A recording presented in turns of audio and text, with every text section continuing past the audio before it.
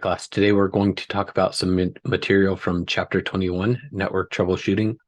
Some of the things we're going to cover are some command line utilities that you can use to troubleshoot issues on your network. We're also going to talk about the troubleshooting process. One thing to note, most of these commands are available on Linux or Windows machines. So if you wanted to test them out or play with them as we're covering them in this video, feel free to do that. Two important things to note is that the required tools will vary greatly depending on the type of job. I'm going to say that again.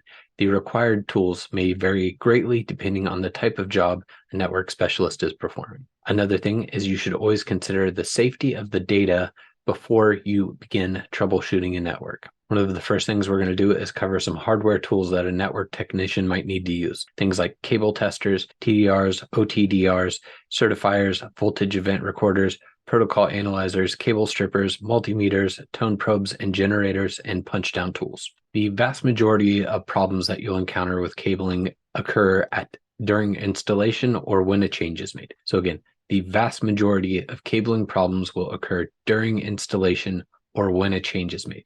Very rarely do you just have a spontaneous failure of cable after a network has already been established. Sometimes it's not impossible. You can end up with situations where some kind of critter or varmint will come in and chew up cables or weird things like that. But the kind of textbook answer is that the overwhelming majority of time, a network cabling problem will occur during installation or when a change is made. Broken cables. Broken cables will make a permanent disconnect. So you won't generally speaking, you won't have a situation where a broken cable is creating intermittent problems or slowdowns. It will just create a complete disconnect of the network. So that is what will usually happen when you have a broken cable. An open circuit, cable wires do not connect from one end of the cable to the other. In this situation, the signal will lack continuity. This is our textbook's definition for a short. One or more of the wires in a cable connect to another wire in the same cable. A wire map problem is when one of the wires in the cable don't connect to the proper location on the jack or plug. This is usually caused by improper crimping. Talked about crosstalk in a previous video in a little more detail in the different types of crosstalk, but we'll cover just the general concept of crosstalk in this one too. Electrical signals bleed from one wire pair to another wire pair, and this will create interference. And again, we have shielded twisted pair cabling to help mitigate some of that crosstalk that might occur. Noise is a spurious signal, usually caused by a faulty hardware or poorly crimped jacks. Impedance mismatch. Cables of different types connect. Non-uniform flow of electrons causes echoes. These are three devices that can be used to deal with broken cables: cable testers, TDRs, and OTDRs.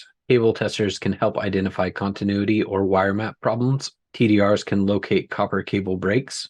OTDRs can help locate fiber optic cable breaks.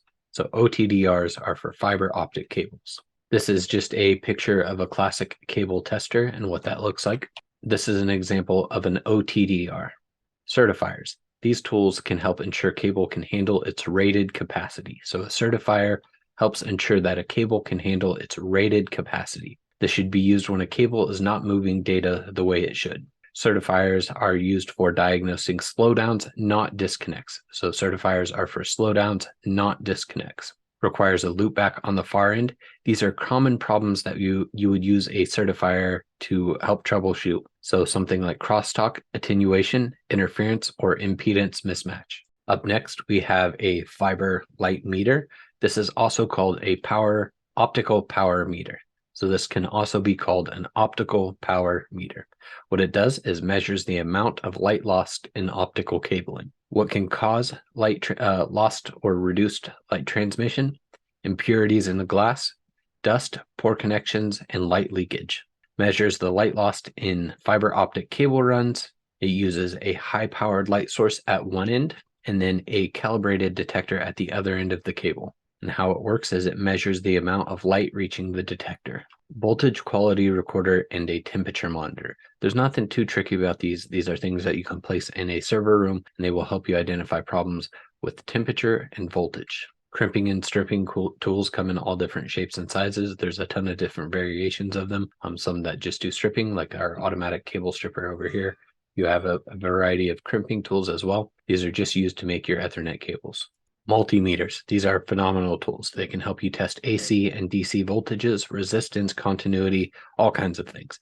No other tool can tell you how much voltage is on a line. Great fallback for when you do not have a cable tester. And just general purpose electrical diagnostics. Great tool. Tone probes and tone generators. These work together to help locate a particular cable. So the tone generator will connect to a cable, and then the tone probe on the other end will scan the wires and ports on the far end to see which it connects to. This over here is just a general punch-down tool. It's used to put UTP wires into a 66 or 110 block. Software tools. There are a bunch of built-in tools and third-party tools available for diagnostics. I'm going to give you a quick rundown of a few of the options, and then I'm going to go through some of them one by one and give you a little more information and detail on those. So some of the built-in tools: hostname, tracert or traceroute, ipconfig, ifconfig, IP, arp, ping, rping, and path ping, nslookup, dig, mtr, route, netstat. Third-party tools would be things like packet sniffers, port scanners, throughput testers, and looking glass sites. Before we jump into some of those, let's talk about terminal emulators. Some people get very, very particular about all this. I'll try to give you a kind of broad over. Terminal emulator. Generally, when you're interacting with the terminal, it is actually a terminal emulator. Most people will just call it a terminal anyway. The command line interface is a shell that the user will interact with. So it's just a way to interact with the operating system. An example would be GNOME terminal. So to put that, try to put that another way, the terminal emulator program enables access to various command line interface shells. The first command line utility that we're going to talk about is hostname, and this utility simply prints out the hostname of the current system. So here's an example of what that would look like if you just open a command prompt. If you're following along on a Windows machine right now, you can open a command prompt and just type in hostname, and you'll see that it prints out the name of your machine.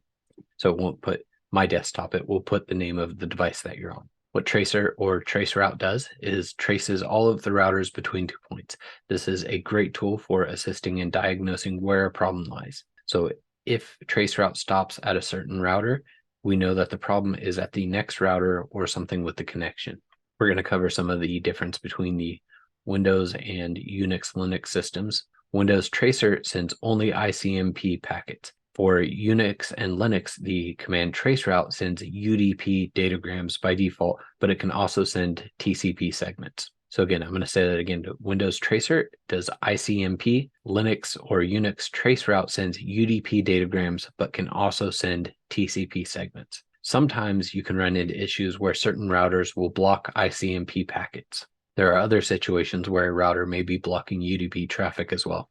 Tracert and traceroute both have options that can modify the utility or modify the output of the utility. Here are some of the options, and here are what they do. You can also see those by typing in tracert space question mark or traceroute space question mark. You'll see a list of the options that are available. One example would be that you can force traceroute or tracert to use IPv4 or IPv6 if you so desire. This is the example of an output from tracert to cisco.com, and we can see all of the routers in the path, and then again we can see we end here at cisco.com. I think it's pretty evident how this can be a very helpful tool in diagnosing network issues. And again, if you're sitting at a machine right now, feel free to go ahead and pause the video and test out that utility. For this utility, the ipconfig, ifconfig, or ipconfig is for Windows machines, ifconfig is for Mac, and IP is for Linux. If you do ipconfig space /all, you'll get additional information. Address resolution protocol. This is used to resolve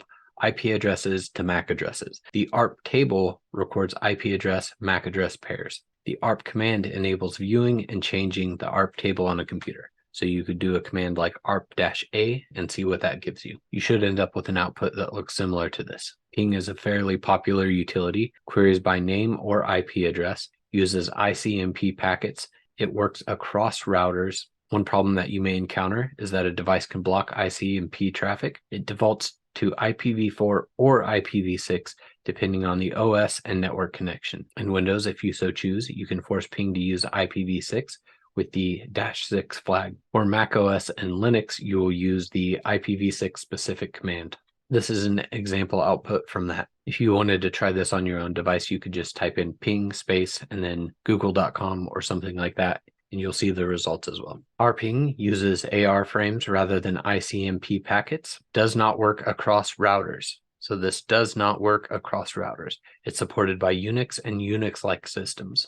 This is an example of that output. PathPing is a Microsoft utility that combines the functions of ping and tracert. Also adds some additional functionality as well. Here's an example of what that might look like. NSLOOKUP and dig. These are used to diagnose DNS problems. NSLOOKUP is available on all operating systems, or at least the common popular ones. It is the only choice on Windows systems, so dig does not work on Windows systems. Dig is available on Mac OS, Unix, and Linux. So you can go ahead and type in something like nslookup space totalsim.com or dig space mx space totalsim.com and see what your results look like. MTR stands for my traceroute. It's dynamic. It combines traceroute and ping. It's a Unix or a Linux tool. The Windows version is called WinMTR. WinMTR. This is what the MTR output might look like. The route utility enables you to display and edit the local system's routing table. Netstat, this comes with Windows systems, displays the current state of running IP processes, shows what sessions are active, provides statistics based on ports or protocols.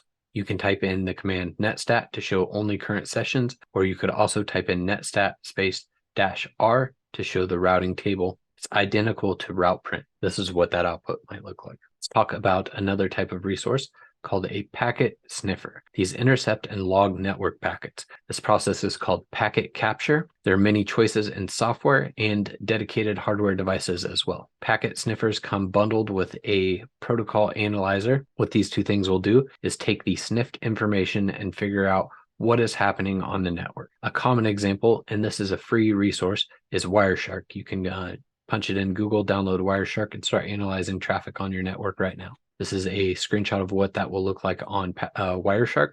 So again, you can see things like the source IP address, the destination IP address, protocol information, all kinds of good stuff. And again, I just want to emphasize this is a free resource that all of you can download right now for free and play with. Port scanners. These are programs that probe ports on another system.